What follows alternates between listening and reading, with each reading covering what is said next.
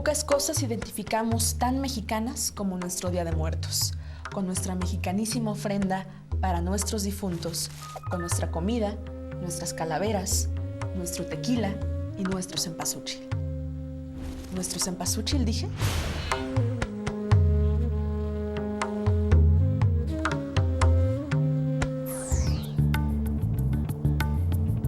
Hubo un tiempo en que lo fue. De hecho, fue nuestro y de casi nadie más.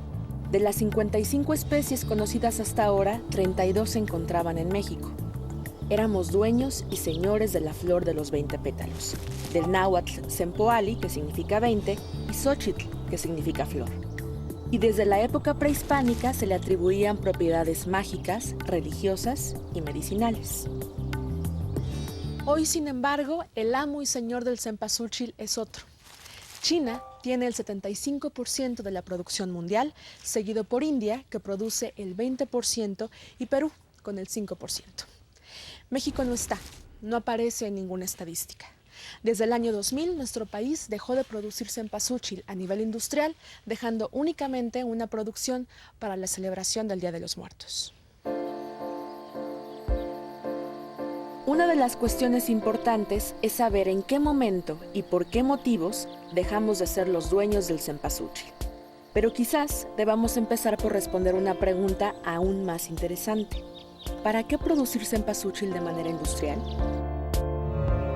El cempasúchil es un cultivo de corta duración, pues puede cosecharse después de 110 o 120 días. Después de 60 o 70 días de la siembra se dan las flores. Muchos trabajadores, de 150 a 200 por hectárea, recolectan las flores maduras. Estas se deshidratan durante 20 días para conservarlas. Luego se muelen y se extrae de ellas una oleoresina. Se envía la oleoresina a algunos países para que la conviertan en formulaciones líquidas para pollos.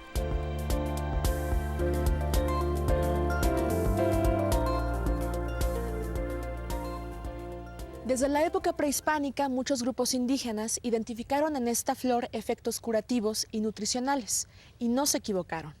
Hoy sabemos que estos efectos se deben a unas sustancias conocidas como carotenoides, colorantes naturales responsables de los colores amarillos, anaranjados y rojos de la flor de los muertos, y que también está presente en otras plantas, frutas y verduras, e incluso en algunas aves y peces. En el caso particular del cempasúchil, sus pétalos tienen un alto contenido de luteína. Es un carotenoide que se pega con mucha afinidad al tejido graso de todo tipo de animal. En hoja también se encuentran, pero están enmascarados por las clorofilas. El 85% del consumo de carotenoides en el mundo se queda en la industria avícola. En este centro fabricamos el alimento para nuestros animales con que contamos. Pollos de engorda, gallinas en postura. Y ahí está lo que se le está agregando al alimento: sorgo, soya, calcio, harina de carne, vitaminas, minerales. Y finalmente vamos a adicionar el pigmento líquido de xantofilas extraídas de la flor de cempasúchil. Le van a dar la tonalidad amarillo-naranja al huevo o la tonalidad amarillo-naranja a los pollos de engorda. Si no consumieran las gallinas ponedoras alguna fuente de carotenoide, la yema estaría transparente. Los animales que están en granja comen lo que les das de comer, y si el alimento no contiene una fuente de carotenoides, pues no hay forma de que su cuerpo pueda pigmentar la yema de huevo. Exactamente lo mismo ocurre con la piel de los pollos de engorda. En el caso de los animales de patio, esto no sucede porque están comiendo hojitas, florecitas, insectitos de manera libre, y de ahí tienen una fuente de carotenoides. En torno a esa apreciación cultural de estos alimentos hay toda una industria. El otro 15% del consumo global de los carotenoides lo componen los productos para la salud. Resulta que la flor de cempasúchil es considerada la principal fuente vegetal de luteína y zeaxantina, un tipo de carotenoides del grupo de las xantofilas que han mostrado tener efectos benéficos para la salud. Se sabe que los carotenoides forman parte del sistema de la visión y además son excelentes antioxidantes pueden llegar incluso a prevenir algunos tipos de cáncer. En 1963, el científico estadounidense George Walt, quien más tarde recibió el Premio Nobel de Química, descubrió que la luteína forma parte de la mácula del ojo. En estudios recientes se ha confirmado que el consumo de luteína y de zeaxantina está asociado con la reducción de la degeneración macular e incluso con la reducción en el desarrollo de cáncer de pulmón y de piel y algunas enfermedades cardíacas. Hoy se sabe que la zeaxantina es el componente dominante del centro de la mácula del ojo, una mancha ubicada en la retina que nos sirve para ver el detalle de las cosas y para leer. La luteína predomina en los bordes exteriores de la mácula. Ambas evitan la formación de radicales libres y de moléculas oxidativas, que son las que causan los daños en las membranas de las células de los tejidos oculares. Debido a que nuestro cuerpo no puede producir de manera natural ni luteína ni zeaxantina, estamos condenados a comer frutas, verduras y algunas carnes para obtenerlas. Pero lo cierto es que ni comiendo zanahorias ni tomates todos los días podríamos tener la cantidad de luteína que nos da el cempasúchil. Por ejemplo, el maíz amarillo, ¿sí? Todas las variedades de maíz amarillo contienen carotenoides. Los chiles tienen carotenoides, más del lado de los rojos. Las plantas verdes como la alfalfa también tiene carotenoides, lo único que están enmascarados por las clorofilas. En el 2003, el suizo Wolfgang Schalch comparó la cantidad de carotenoides del cempasúchil con la de varios vegetales y frutas. Y encontró lo que quizás puede responder nuestra pregunta inicial de por qué importa producir cempasúchil de manera industrial. El tesoro, la gran virtud de la flor de los muertos, es su altísimo contenido de luteína.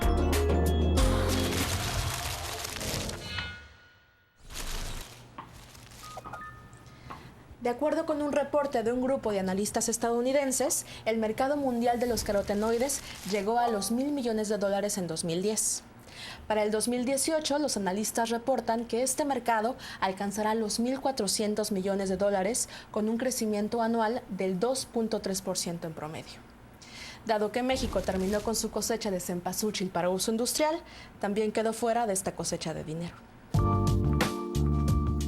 Hubo una época en que no fue así. A principios de los 90 surgió un boom del uso de carotenoides para la industria avícola. Industrias Alcosa en Guanajuato, Bioquimex en Querétaro, Enamex en Celaya, IOSA en Monterrey, Prodemex en Los Mochis y otras empresas mexicanas impulsaron la siembra del cempasúchil a grandes escalas. Parte de la investigación del uso de cempasúchil como fuente de pigmentos se realiza en la Universidad Autónoma de Chapingo. En Chapingo había un investigador ahí, un docente de origen argentino, químico de formación, que se da cuenta del potencial de la flor de cempasúchil como fuente de carotenoides y también se da cuenta que los carotenoides en su estado natural son fotosensibles. En presencia de la luz solar se descomponen. Él desarrolla un sistema para estabilizar la luteína, de manera que ya en presencia de luz solar ya no se degradan tanto. Entonces, al abrirse la posibilidad de la estabilización de los carotenoides, se abre la posibilidad de aplicación industrial. De hecho, este doctor fue de los primeros, los que crearon laboratorios Bioquimex. ¿Quiere decir que toda la industria de luteína, al menos en el mundo, surge a partir de una innovación científica de México? Es correcto, sí. Con una planta mexicana, con una universidad mexicana, un científico que viene a radicar en México, pero que fue visionario en darse cuenta del uso potencial de esa planta. Algunas de estas empresas como Bioquimex no emprendieron el camino a ciegas, sino que recurrieron a la ciencia. Debido a que la variedad de semilla criolla de la empresa provenía de materiales silvestres, el rendimiento de su biomasa era muy bajo y en consecuencia tenía pocos carotenoides. De manera que los directivos de Bioquimex vinieron aquí, al Centro de Investigación Científica de Yucatán, en busca de ayuda. Nosotros habíamos generado un cierto prestigio en este campo, trabajando particularmente con agaves. Entonces, un buen día, por ahí de 1984, vienen a vernos los directivos de investigación de la compañía Bioquimex. Ellos compraban flor de una compañía extranjera que tenía altos rendimientos, pero era muy susceptible a enfermedades. Mientras que la ventaja de esta línea paseo mejorada es que si bien no ofrecía grandes rendimientos, era bastante resistente a enfermedades fúngicas. Y decidimos que era mejor incrementar los rendimientos en la variedad resistente en vez de generar resistencia en la variedad de alto rendimiento. E iniciamos el desarrollo de un proyecto que propusimos a la empresa: la selección de materiales sobresalientes de cempasúchil para clonarlos y producir líneas sobreproductoras. Los empresarios y los académicos sabían bien que en el mercado de los carotenoides no gana quien tiene más cempasúchil, sino quien tiene el mejor. Eso significa cosechar flores con mayor biomasa, es decir, con más pétalos de una forma específica conocida como inflorescencias dobles. La flor de cempasúchil, que no es una flor, es una inflorescencia. Es un conjunto de flores que pueden ser 200, 400, 600 flores que forman a lo que le llamamos flor. Y hay otros tipo margarita, en donde hay flores muy pequeñas en el centro y solamente unas cuantas con pétalos alrededor. Pero lo importante es que las flores que nosotros denominamos los pompones tienen una mayor cantidad de biomasa que las margaritas. Incrementar la biomasa, tener mayor rendimiento de flor en campo para tener más material de donde extraer y por lo tanto mayor cantidad de producto. La forma más astuta que encontraron para producir cempasúchil más denso fue algo simple: detener el crecimiento de la flor y propiciar el crecimiento de las hojas para generar al final más flores.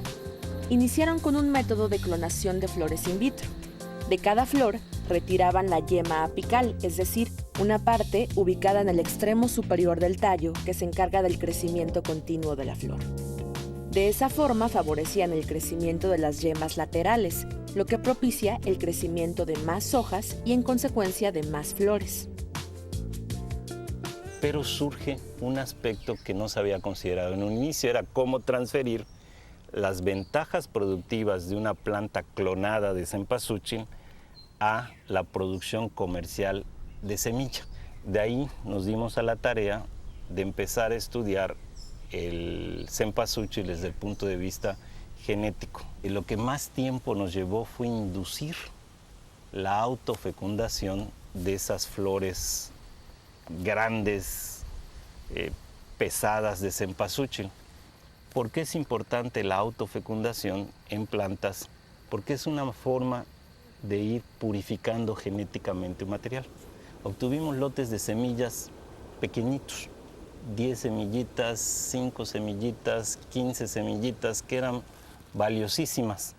Esas las germinamos in vitro, las plantas resultantes las clonamos. Y generamos líneas que fueron evaluadas primero en nuestros viveros aquí atrás y después en los campos experimentales.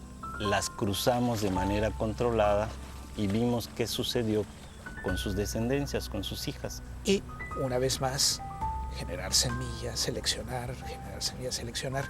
El proceso de mejoramiento genético es selección, selección, selección y selección.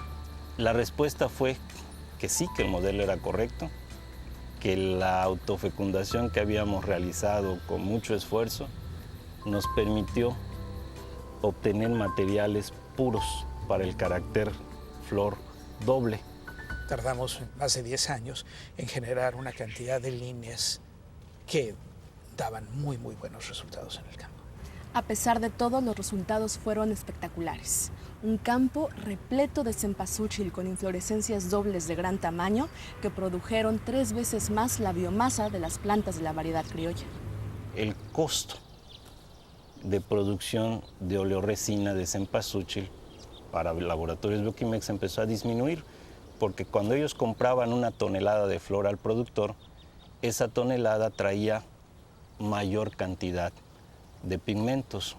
Se sembraron muchas hectáreas para producción de semilla y eso tuvo un impacto sumamente importante para la industria.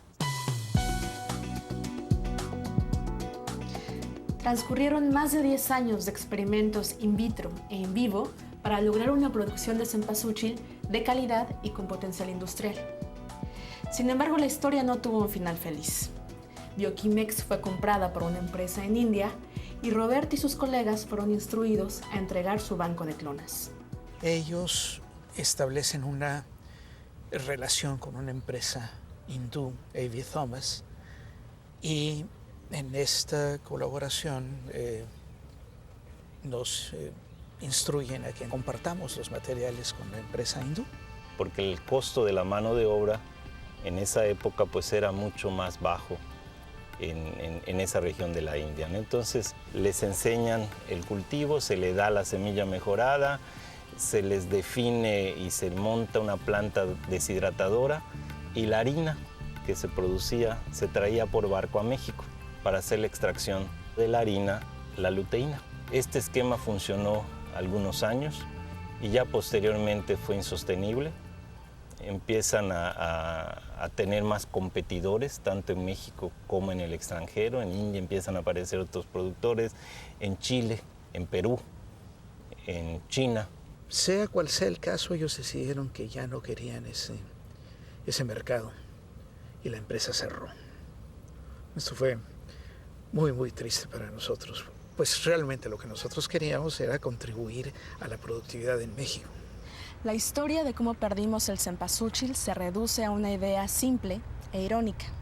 Después de ser los amos y señores de la mayoría de las variedades de cempasúchil conocidas, innovadores en la mejora de su rendimiento y pioneros en la siembra para su uso industrial, terminamos siendo consumidores de cempasúchil extranjero. Perdimos una industria. Se perdieron miles de empleos en el campo.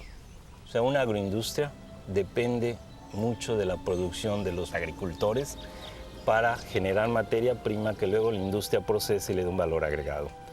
Cuando se cierra una agroindustria, no se cierra la agroindustria per se, es toda la cadena productiva, lo que representaba un ingreso para miles de familias deja de serlo, tienen que buscar otras opciones.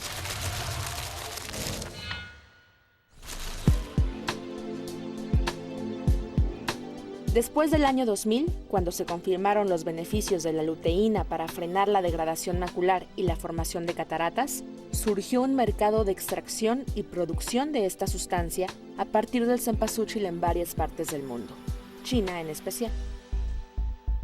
Los chinos tienen una capacidad de visión a futuro impresionante y ellos empezaron a invertir fuertemente en esta industria hace 20 años. Puedo hablar que no solamente tienen variedades de alto rendimiento, tienen híbridos de alto rendimiento. Ahora son quienes dictan el precio a nivel mundial de los carotenoides, ¿no? De acuerdo con analistas estadounidenses, en el 2010 el mercado de valor de la luteína a nivel mundial representó $233 millones. Y para el 2018, este mercado llegará a los $308 millones, con un promedio de crecimiento anual de 3.6%. Es el carotenoide, de 10 en total, que registra el potencial de crecimiento más alto. ¿Qué está haciendo México para impedir quedarse fuera de este nuevo mercado? Una palabra: biotecnología. Una vez que las empresas mexicanas dedicadas al cultivo del cempasúchil para uso industrial en los 90s desaparecieron o se fueron de México, los científicos involucrados tuvieron dos opciones: irse a China a hacer mejoramientos de semillas o quedarse en México e intentar hacerlo desde la academia. Yo soy ingeniero agrícola mexicano de esta UNAM y al ver mi flor de cempasúchil en manos de los chinos, pues fue un cruce de emociones. Y platiqué con esta empresa y le digo: oye, mira, si tú nos apoyas, yo regreso a la UNAM, lo hacemos en México, vamos a tener mayor control de nuestros desarrollos. Me puedo dilatar más, sí es cierto, pero está en estas decisiones que había que tomar. Y me regresé y es lo que estamos haciendo. Los pocos que no sucumbieron ante las ventajas que ofrecía China han empezado trabajos para mejorar genéticamente algunas variedades de cempasúchil. José Luis Sánchez Millán forma parte de un equipo de trabajo de la Facultad de Estudios Superiores Cuautitlán, en colaboración con el Instituto de Química, ambas de la UNAM, que han recientemente obtenido la primera variedad mexicana de cempasúchil para uso industrial, que se encuentra actualmente en proceso de registro ante la Secretaría de Agricultura. Es muy importante el registro de las variedades ante SNICS, que depende de la Zagarpa, porque es un garante de protección de un desarrollo que tú hiciste. Hay que demostrar que es un desarrollo nuevo. No es fácil generar un título de obtentor, pero si lo logramos, sería la primera variedad mexicana de cempasúchil y la primera en la UNAM con título de obtentor. La nueva variante de cempasúchil, desarrollada y registrada en México, es más densa y tiene una alta concentración de pigmentos, lo que la haría más competitiva a nivel industrial. Con los apoyos necesarios, te estaré hablando que en 3 o 4 años ya estaríamos casi al nivel de China. México es el centro mundial de origen de la especie, por lo tanto hay una biodiversidad grandísima y vemos que se pueden sacar 3 cosechas al año, lo que en China nada más se puede hacer una vez. Entonces no solamente es una biodiversidad de la especie, sino también de los climas en nuestro país que nos puede convertir en líderes, ¿no? Si quisiéramos regresar a ese tipo de mercados, tendríamos que buscar formas que sean más eficientes, que sean más competitivas, que sean más baratas. Algo que sí puedo decir con toda firmeza es que sin investigación, sin tecnología adecuada, sin las variedades de alto rendimiento, no se va a ninguna parte. Tienes que poner gente a que genere conocimiento, empresarios que quieran invertirle, tal vez el gobierno que también quiera apoyar esas iniciativas, y no va a ser una tarea fácil. O sea, una vez que se consolidan en un mercado ciertos grupos, ciertas empresas, difícilmente luego las puedes desplazar.